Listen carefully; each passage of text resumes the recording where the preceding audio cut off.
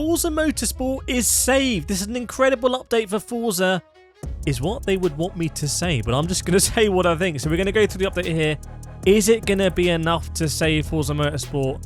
Let's see. So firstly, inverted commas, brand new track. Is it really a brand new track? No, it's not, because Daytona's been in Forza before. It's one of these tracks they probably held back to include as an update. I don't really like that these days, but Daytona's one of my favourite tracks.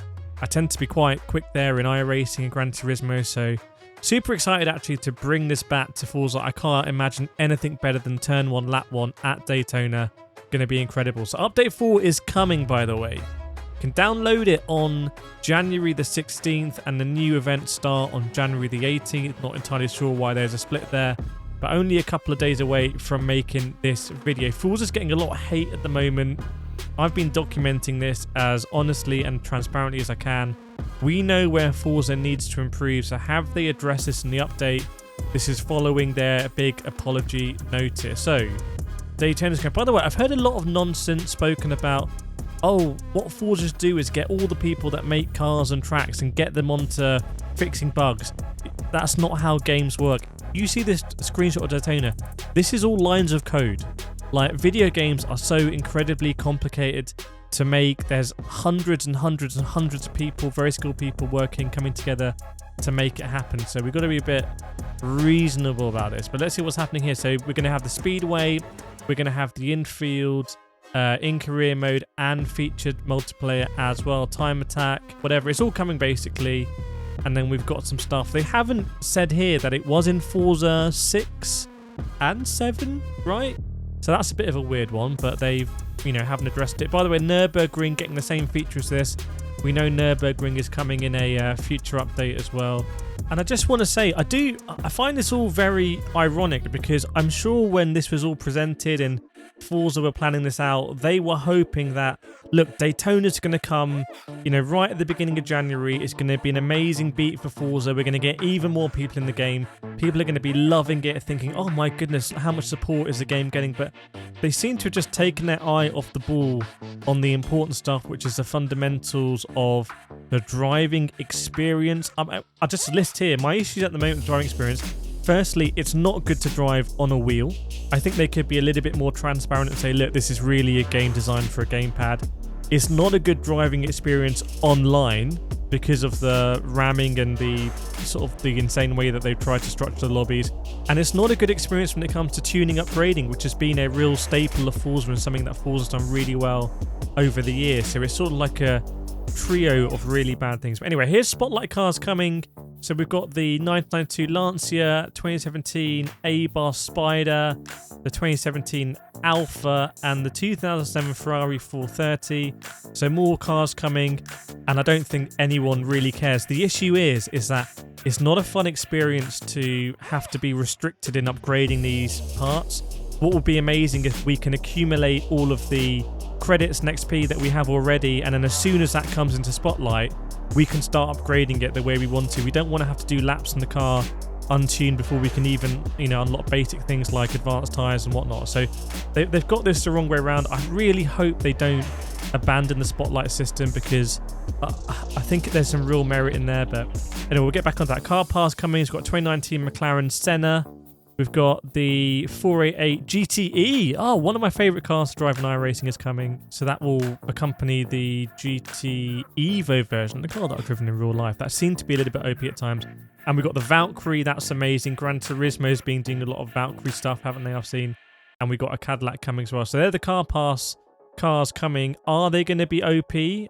Well, I mean, Car Pass cars in the past seemed to be an OP, right? Because wasn't the VW touring car massively OP and it had to be nerfed? So that's got some pay to win accusations coming with it. Let me know in the comments if you think Forza Car Pass is a bit pay to win. Right, new career tour.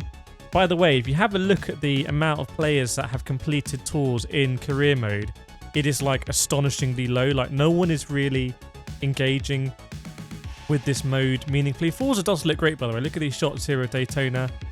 It feels a little bit... I prefer this to the Gran Turismo variant. The Gran Turismo variant, to me, feels a little bit lifeless, and Forza might feel a little bit more alive, but yeah, people aren't engaging in the tours, so a bit of a worry there for Forza. But this is what they're adding. So we've got all-wheel driven. Then we've got the one with the spider. So spiders versus Mazdas. Okay, awesome. And then we've got this luxury sports sedans that frankly sounds absolutely atrocious. Just understeer. Central there. And then we've got some Ferrari ones. I mean, it all looks good on proverbial paper. But I want to know in the comments if you're actually really enjoying the career mode of Forza. It's obviously designed around being a game as a service.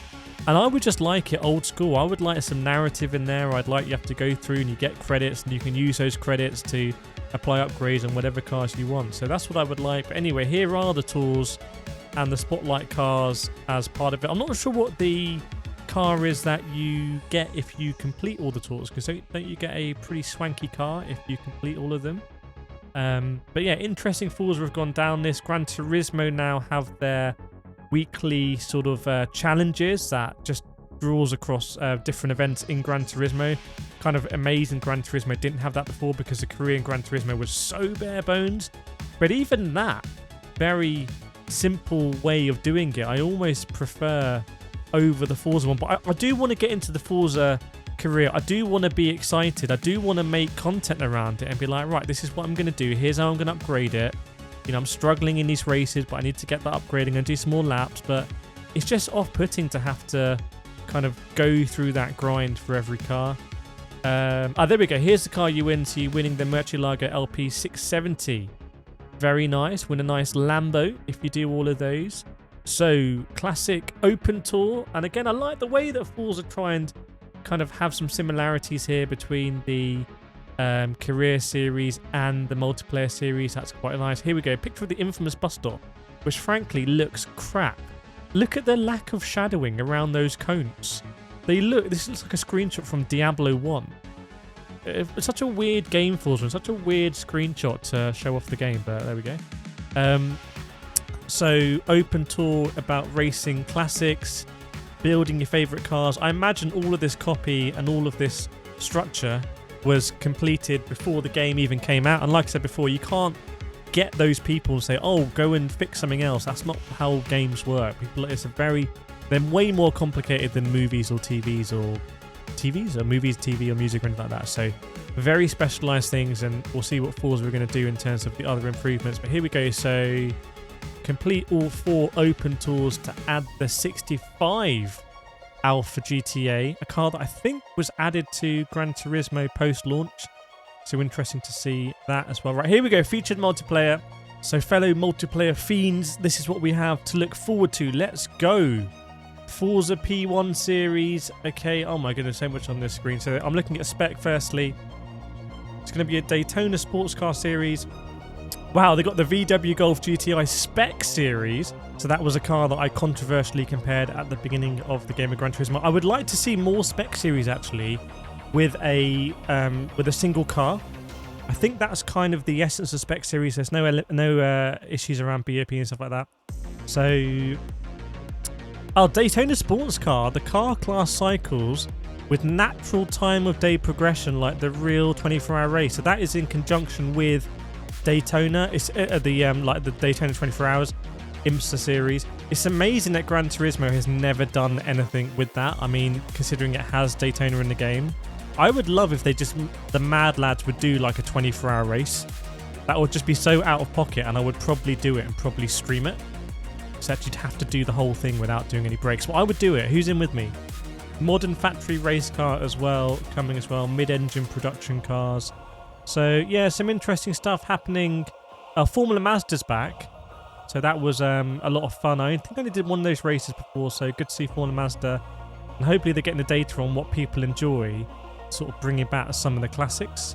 And in addition to that, we're going to have new rivals as well. So one at Daytona, there'll be a new stage of the Logitech McLaren G Challenge, where I'm going to be giving away actually a Logitech direct drive wheel to someone. So that's pretty exciting. So good to see. Rivals is probably actually the best element of Forza right now, because it just takes away all the annoyingness of Forza. And if the car is difficult to drive, it kind of makes sense because it's the same for everyone. So here we go. These are the rivals. New one, Logitech. That's going to be McLaren P1 at Grand Oak. So that should be pretty exciting. We've got the Titanic tuner as well with the Subaru WRX at Road America. The shorter one there, that sounds like good fun. And then, oh my goodness, 1969 Dodge Charger at Daytona sounds very, very, very tricky. But if you haven't tried Rivals, definitely try these out. And we've got the spotlights on the right as well. Interesting how they sort of relegated the spotlights in this graphic, because in many ways the spotlight I thought was going to be the bread and butter of Forza Online. I thought we'd all be going from one spotlight to another, but I think because the thing is, if you enter a spotlight series, you are going to be up against it from your first race against people that have grinded, so I think it just puts people off. So the Titanic tuner is a VIP Rivals only. Okay, not sure what I make about that. And then they've got a issue here with their copy, because it should be update 4 means the beginning of stage 3. So someone at Forza needs to correct that. But yes, you can win a VIP racing experience. That is to go to the Spanish Grand Prix, I think, with Lando Norris. So that's good to see. And here are all... Oh, they're Spotlight Rivals. Okay, so here are all the rivals for you absolute Rivals friends out here. I do like how they set it out in this way. Forza, not just this, but also the career mode, also the Spec Series, Open Series. It shows where their focus is, and it doesn't come... I mean, Gran Turismo don't even announce their daily races, which I find very, very, very weird. Would be easy to do on their Twitter page, but classic example, I think, of Forza giving more communication than Gran Turismo, and hopefully that is going to pay off for them as they will improve the game. And here we go. This is the feedback about future cars. They are asking for feedback now, so definitely go and check that out. Write in the comments below, because they watched these videos. What do you want to see Forza improve? I don't know why, but I just have a sense of optimism about Forza. I'm thinking more about this long term. I'm thinking, where's Forza going to be in 6 months' time, 1 year's time? And hopefully it's going to be a much better game. So, you know, for me at the moment, I can do a bit more Gran Turismo. I can do a bit more iRacing, ACC, and hopefully enjoy the Forza a little bit more. But let me know what you think in the comments, and I'll see you next time.